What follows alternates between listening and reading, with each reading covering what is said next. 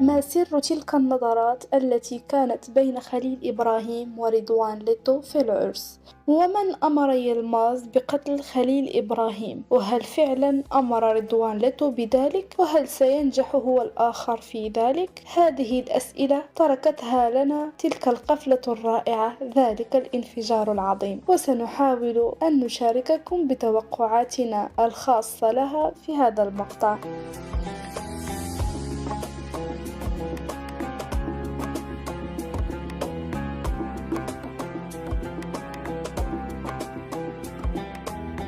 مرحبا بكم مشاهدينا في قناة ليل، قناة توفر لكم مقاطع يومية لمشاركتكم بكل جديد يخص المسلسل من إعلانات، تحليلات، توقعات وكل ما يحدث في الكواليس. فلا تنسوا الاشتراك في القناة ليصلكم كل جديد أول بأول، وكذلك فالإعجاب بالمقطع يزيد من فرصة ظهور المقاطع الجديدة لكم في الصفحة الرئيسية لليوتيوب. والآن هيا لنفك شراعنا، وكالعادة لا ننسى الصلاة والسلام على رسول الله صلى الله عليه وسلم. عندما كان الجميع يستعد للانفجار، قد تبادل خليل إبراهيم ورضوان ليتو فيما بينهم نظرات، وهذا ما يدعونا للشك. هل فعلا كان هناك اتفاق سابق بين هذا الثنائي، خاصة وأن رضوان ليتو عندما زار يلماز مرتان قال يلماز لرضوان أنه هو الذي سيقتل خليل إبراهيم، وعندما أجابه أن الجميع حاول ذلك ولن ينجح، فأخبره يلماز عن العرس وأنه سيحل أمر قتل خليل إبراهيم في ذلك الهجوم، بحيث يكون الجميع في صدمة وفي مواجهة مباشرة مع أرجان ورجاله، ورضوان سيستغل الفرصة ليطلق على خليل إبراهيم طلقة غدر. إذن فهذه الخطة هي التي نفترض أن يلماز قام بها، لأن الواضح أن هجوم أرجان لن يقتل خليل إبراهيم لأنه بعيد عنه من جهة، ومن جهة أخرى فخليل إبراهيم رجل متمرس لدرجة أن لا تصيبه طلقة يعلم من أين ستأتي، فلا بد من فخ أو ضرب في الظهر ليسقط. لكن هل هذا سيحدث فعلا؟ فهنا يكمن السؤال، ونتوقع أنه قد حصل اتفاق مسبق بين رضوان ليتو وخليل إبراهيم، والنظرات التي حصلت بينهم دليل على ذلك. فرضوان ليتو رغم أنه يعرف أن خليل إبراهيم خطر عليه، إلا أنه يعرف أيضا